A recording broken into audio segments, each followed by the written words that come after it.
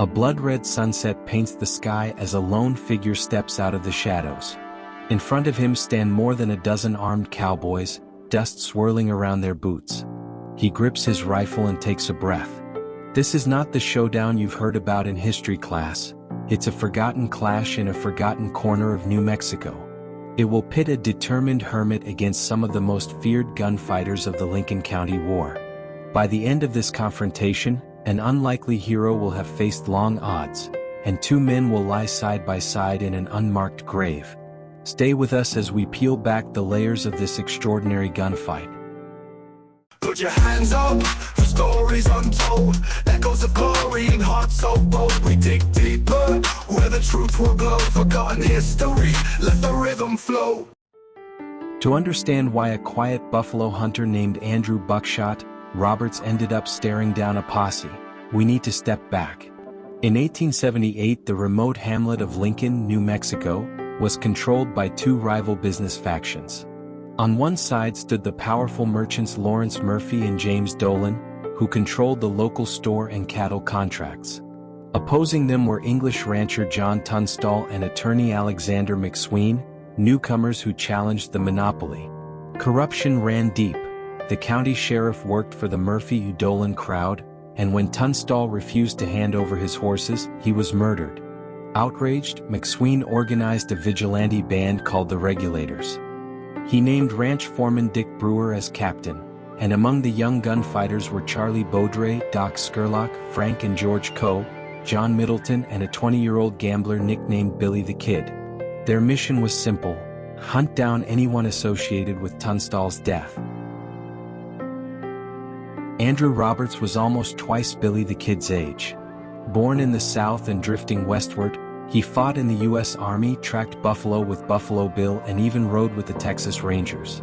A shotgun blast during a previous skirmish filled his shoulder with buckshot, crippling his right arm so badly that he had to fire a rifle from the hip. Folks on the frontier simply called him Buckshot. By the time the Lincoln County War erupted, he wanted no part of it. He built a small cabin in the lush Ruidoso Valley and raised a few head of cattle, telling anyone who asked that he would not fight for either side. But neutrality was treason in Lincoln County, and rumors circulated that the Regulators intended to kill him.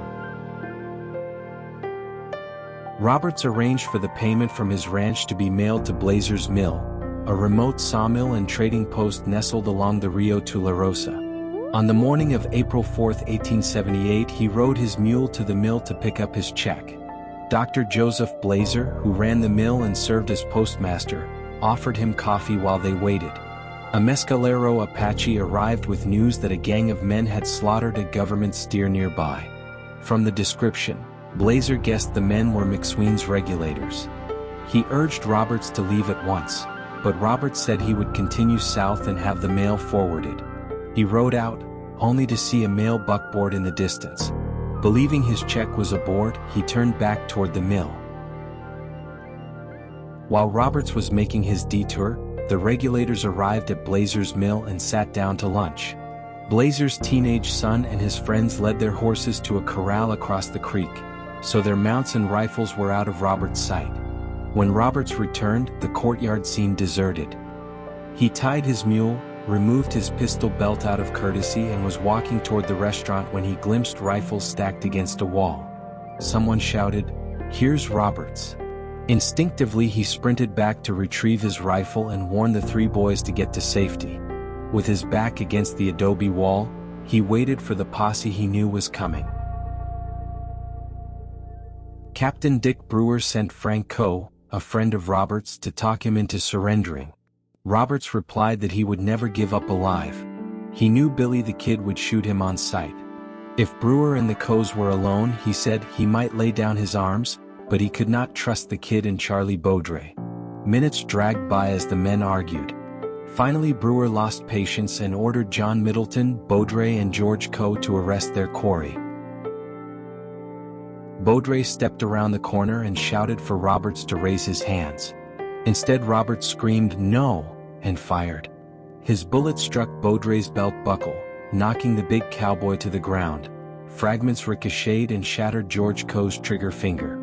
Beaudry's simultaneous shot tore through Roberts, but the old hunter kept firing. He hit John Middleton in the chest and grazed Doc Scurlock and Billy the Kid. Because his shoulder was crippled, Roberts worked the lever of his Winchester from the hip. In seconds, the Regulators, some of the best gunfighters in the territory, were diving for cover, while a wounded, middle-aged rancher stood alone in the yard. Bleeding badly, Roberts retreated toward Dr. Blazer's office. Accounts differ on whether he fought his way uphill to a one-story adobe or backed into the agency building's doorway. Either way, he grabbed a single-shot Springfield rifle from inside, shoved a mattress against the door and lay down to wait. The Regulators fired sporadically but were reluctant to approach. Doc Scurlock felt a bullet rip the handle of his pistol. Billy the Kid later claimed he sneaked along the wall and shot Roberts in the hip. Roberts ignored the pain and steadied the heavy rifle, ready for the next challenge. Dick Brewer circled around the corral and hid behind a pile of firewood roughly 100 yards away. From this position he fired into the doorway, sending a puff of smoke drifting over the log pile. Roberts saw the smoke, aimed for the spot and waited. When Brewer raised his head for another shot, Roberts squeezed the trigger. The slug struck Brewer in the eye and killed him instantly. Shocked, the Regulators realized that one wounded man had outshot their captain. Billy the Kid begged Blazer to persuade Roberts to come out, but the dentist was tending to the wounded. Reluctant to risk another bullet, the Regulators mounted up, stole Roberts' mule and packhorse and rode away. Alone and delirious, Roberts lay behind his barricade, unaware that his enemies had fled. Dr. Blazer finally entered with his handyman Johnny Ryan. They made him as comfortable as possible and sent for a surgeon at nearby Fort Stanton. When the doctor arrived that evening, he pronounced the wound fatal. Roberts confessed he had made a mistake by returning to the mill and said he believed Billy the Kid had shot him. Shortly after noon the next day, Buckshot Roberts died. Carpenter Johnny Patton built a single coffin in the shape of a V and buried Roberts and Brewer together on a low hill.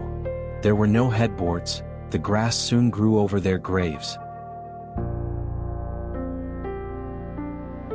The fight at Blazer's Mill did not change the course of the Lincoln County War, but it left a lasting impression on those who survived.